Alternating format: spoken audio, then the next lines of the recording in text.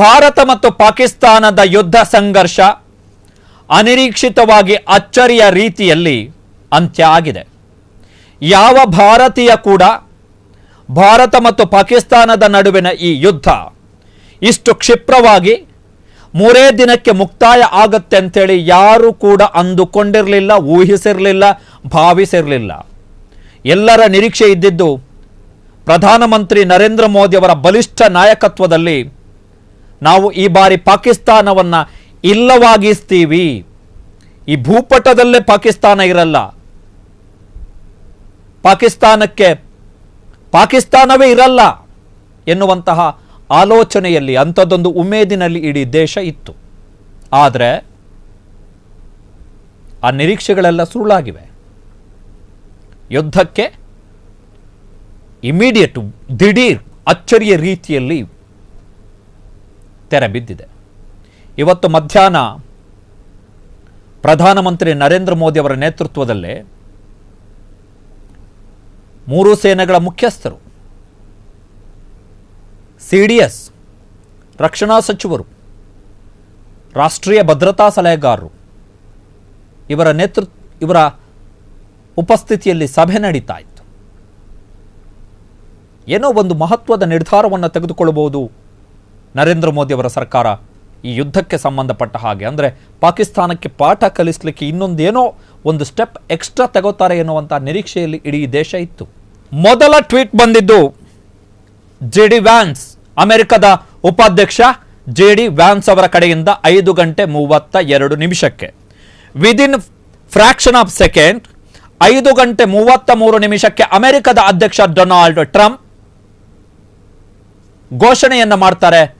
2 ರಾಷ್ಟ್ರಗಳ ನಡುವೆ ನಡೆದಂತಹ ಸುದೀರ್ಘ ಮಧ್ಯರಾತ್ರಿಯ ಸಂಧಾನದ ಬಳಿಕ, ಮಿಡ್ನೈಟ್ ನೆಗೋಸಿಯೇಷನ್ ಆಗಿರುವಂಥದ್ದು, ಮೀಡಿಯೇಷನ್ ಆಗಿರುವಂಥದ್ದು, ಮಧ್ಯರಾತ್ರಿ ಸಂಧಾನದ ಬಳಿಕ 2 ರಾಷ್ಟ್ರಗಳು ಕದನ ವಿರಾಮಕ್ಕೆ ಒಪ್ಪಿಕೊಂಡಿವೆ ಮತ್ತು ಪೂರ್ಣ ಪ್ರಮಾಣದ ಮಾತುಕತೆಗೂ ಕೂಡ ನಿರ್ಧಾರವನ್ನು ತೆಗೆದುಕೊಂಡಿವೆ ಅಂತೇಳಿ 5:37 ಅಮೆರಿಕದ ವಿದೇಶಾಂಗ ಕಾರ್ಯದರ್ಶಿ ಮತ್ತು ಅಮೆರಿಕದ ರಾಷ್ಟ್ರೀಯ ಭದ್ರತಾ ಸಲಹೆಗಾರ ಮಾರ್ಕೋ ರೂಬಿಯೋ ಸ್ಟೇಟ್ಮೆಂಟ್ ಅನ್ನು ಇಶ್ಯೂ ಮಾಡ್ತಾರೆ.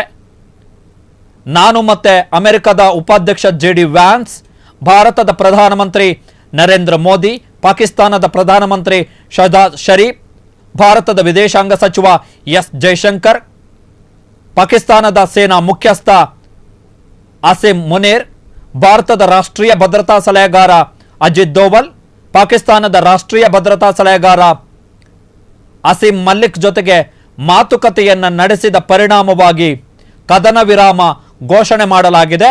ಪೂರ್ಣ ಪ್ರಮಾಣದ ಪರಿಹಾರವನ್ನು ಕಂಡುಕೊಳ್ಳುವುದಕ್ಕೆ ನಿರ್ಧಾರವನ್ನು ತೆಗೆದುಕೊಳ್ಳಲಾಗಿದೆ. ಅಷ್ಟೇ ಅಲ್ಲ, ತಟಸ್ಥ ಸ್ಥಳವೊಂದರಲ್ಲಿ, ಇನ್ನು ನ್ಯೂಟ್ರಲ್ ಸೈಟ್, ತಟಸ್ಥ ಸ್ಥಳವೊಂದರಲ್ಲಿ 2 ದೇಶಗಳು ಕೂಡ ಮಾತುಕತೆಗೆ ಒಪ್ಪಿಗೆಯನ್ನು ಕೊಟ್ಟಿವೆ ಎನ್ನುವಂತಹ ಘೋಷಣೆಯನ್ನು ಮಾಡ್ತಾರೆ. 5:37 ಮಾರ್ಕೋ ರೂಬಿಯೋ, ಅಮೆರಿಕದ ವಿದೇಶಾಂಗ ಕಾರ್ಯದರ್ಶಿ. ಇದಾದ ಬಳಿಕ 5:38 ಪಾಕಿಸ್ತಾನದ ವಿದೇಶಾಂಗ ಸಚಿವ ಮತ್ತು ಪಾಕಿಸ್ತಾನದ ಉಪ ಪ್ರಧಾನಿ ಐಸಾಕ್ ದಾರ್ ಪಾಕಿಸ್ತಾನ ಕದನ ವಿರಾಮವನ್ನು ಘೋಷಣೆ ಮಾಡಿದೆ ಎನ್ನುವಂತಹ ಸ್ಟೇಟ್ಮೆಂಟ್ ಅನ್ನು ಕೊಡ್ತಾರೆ. ಇದಾದ ಬಳಿಕ 5:55 ವಿದೇಶಾಂಗ ಸಚಿವಾಲಯದ ಕಾರ್ಯದರ್ಶಿ ವಿಕ್ರಮ್ ಮಿಸ್ರಿ ಅವರು ಸುಮಾರು 1.5 ನಿಮಿಷಗಳ ಅತ್ಯಂತ ಚಿಕ್ಕದಾದಂತಹ ಪ್ರೆಸ್ ಮೀಟ್ನಲ್ಲಿ ಕದನ ವಿರಾಮ ಘೋಷಣೆಯ ಬಗ್ಗೆ ಅಧಿಕೃತ ಹೇಳಿಕೆಯನ್ನು ಕೊಡ್ತಾರೆ. ಜೊತೆಗೆ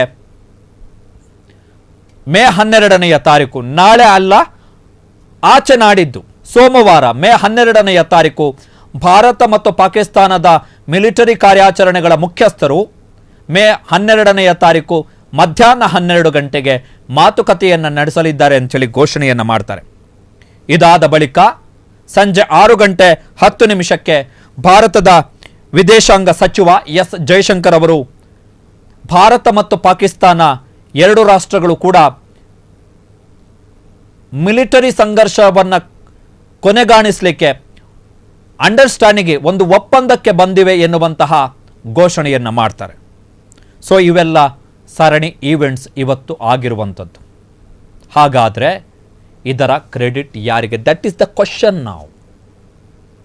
ಕಾರಣ ಭಾರತದ ಇತಿಹಾಸದಲ್ಲಿ 1947 ಆಗಸ್ಟ್ 15ನೇ ತಾರೀಕು ನಮಗೆ ಸ್ವಾತಂತ್ರ್ಯ ಸಿಕ್ಕ ದಿನದಿಂದ ಇವತ್ತಿನವರೆಗೆ ಅಂತ ಹೇಳಿದ್ರೆ ಅಮೆರಿಕದವರು ಸಂಧಾನ ಮಾಡುವವರೆಗೆ ಇದುವರೆಗೂ ಕೂಡ ನಮ್ಮ ದ್ವಿಪಕ್ಷೀಯ ವಿಚಾರಗಳಲ್ಲಿ ನಾವು ಯಾರಿಗೂ ಕೂಡ ತಲೆ ಹಾಕಲಿಕ್ಕೆ ಬಿಟ್ಟಿರಲಿಲ್ಲ. ಇನ್ಕ್ಲೂಡ್ 1971ರ ಯುದ್ಧ, 1999ರ ಕಾರ್ಗಿಲ್ ಯುದ್ಧದ ಸಂದರ್ಭದಲ್ಲೂ ಕೂಡ ಯಾರಿಗೂ ಕೂಡ ತಲೆ ಹಾಕಲಿಕ್ಕೆ ನಾವು ಬಿಟ್ಟಿರಲಿಲ್ಲ. ಆದರೆ ನಮ್ಮ ದೀರ್ಘಕಾಲದ ನೀತಿ ಏನಿತ್ತು, ದ್ವಿಪಕ್ಷೀಯ ಮಾತುಕತೆಯಲ್ಲಿ ಮೂರನೆಯವರ ಪಾತ್ರ ಇರಬಾರದು ಅಂಥೇಳಿ ಅದನ್ನು ನಾವು ಪಕ್ಕಕ್ಕಿಟ್ಟು ಅಮೆರಿಕದ ಸಂಧಾನವನ್ನು ಒಪ್ಕೊಂಡಿದ್ದೀವಿ for the first time in India history. ಅದಕ್ಕಿಂತಲೂ ವೆರಿ ಇಂಪಾರ್ಟೆಂಟ್, ನಮ್ಮ ಎನಿಮಿ ಸ್ಟೇಟ್ ಮೇಲೆ, ನಮ್ಮ ಶತ್ರು ರಾಷ್ಟ್ರದ ಮೇಲೆ ನಾವು ಮಿಲಿಟರಿ ಕ್ರಮಗಳನ್ನು ಕೈಗೊಂಡಾಗ, ಯಾಕೆ ಕೈಗೊಂಡ್ವಿ?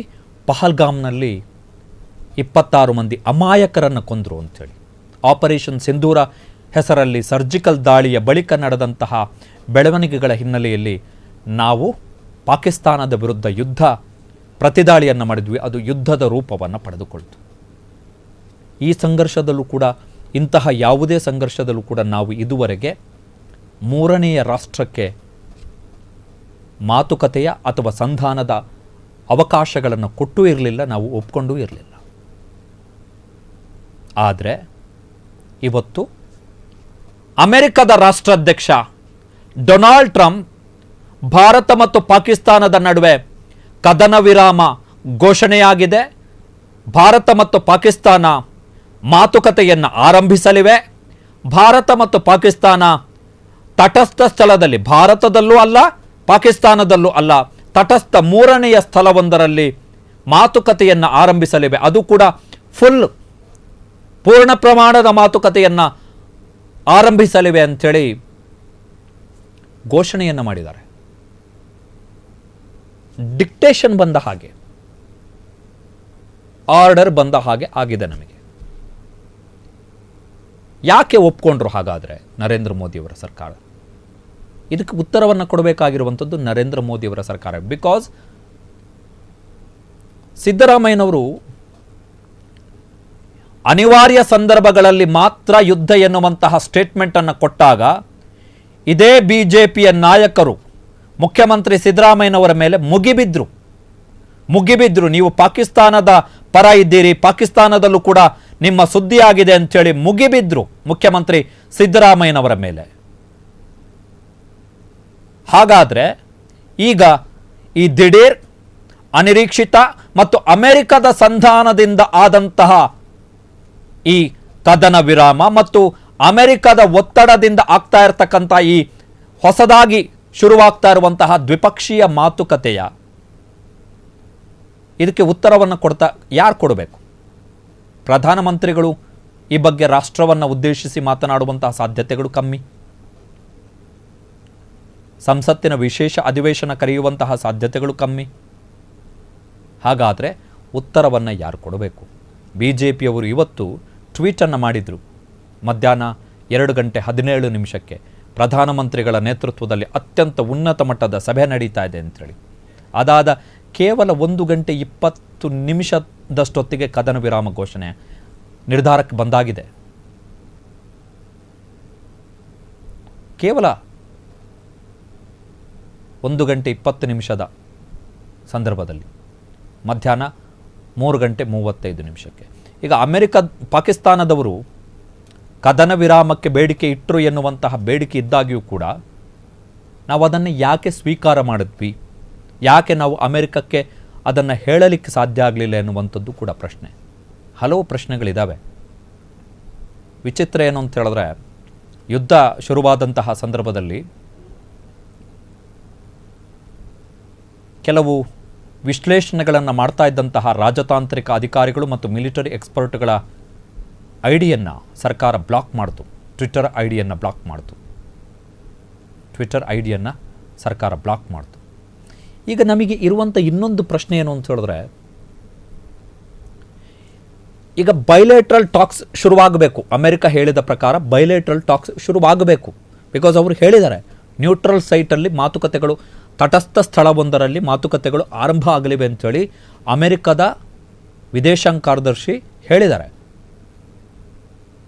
ಸೊ ಈ ನ್ಯೂಟ್ರಲ್ ಸ್ಥಳದಲ್ಲಿ ಮಾತುಕತೆ ಮತ್ತೆ ದ್ವಿಪಕ್ಷೀಯ ಮಾತುಕತೆ ಮತ್ತೆ ಆರಂಭ ಆದರೆ ಸಿಂಧೂ ನದಿ ಒಪ್ಪಂದವನ್ನು ಅಮಾನತಿನಲ್ಲಿಟ್ಟಂತಹ ನಿರ್ಧಾರ ಏನಾಗುತ್ತೆ?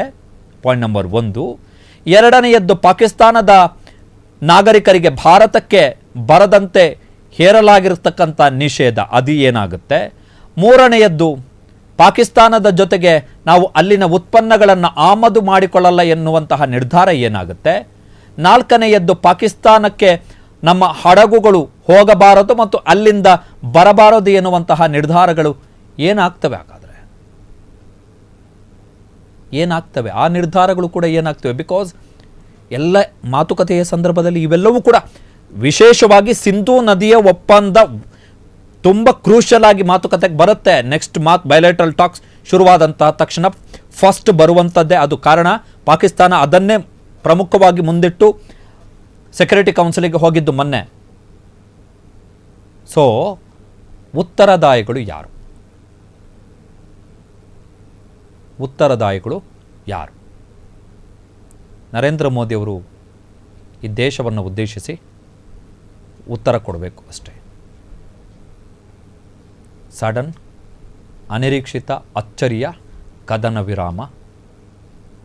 ಆ ದೇಶ ಪಾಕಿಸ್ತಾನ ಇರುವ ಕದನ ವಿರಾಮವನ್ನೇ ಉಲ್ಲಂಘಿಸಿಕೊಂಡು ಮೊನ್ನೆಯಿಂದ ಜಮ್ಮು ಕಾಶ್ಮೀರ ಗಡಿ ಉದ್ದಕ್ಕೂ ಕೂಡ ದಾಳಿ ಮಾಡಿ ನಮ್ಮ ನಾಗರಿಕರನ್ನು, 15ಕ್ಕೂ ಹೆಚ್ಚು ಮಂದಿ ನಾಗರಿಕರನ್ನು, ಜೊತೆಗೆ ಇವತ್ತು 7 ಮಂದಿ ಪ್ರಾಣ ಕಳ್ಕೊಂಡಿದ್ದಾರೆ. ಅಲ್ಲಿಗೆ ಮೋರ್ ದೆನ್ 2 ಸೈನಿಕರು ಹುತಾತ್ಮರಾಗಿದ್ದಾರೆ. ಮೋರ್ ದೆನ್ 22 ಮೆಂಬರ್ಸ್ ಭಾರತದ ಕಡೆಯಿಂದ ಜೀವವನ್ನು ಕಳ್ಕೊಂಡಿದ್ದು, ಇನ್ಕ್ಲೂಡ್ 2 ಮಿಲಿಟರಿ ಮೆನ್.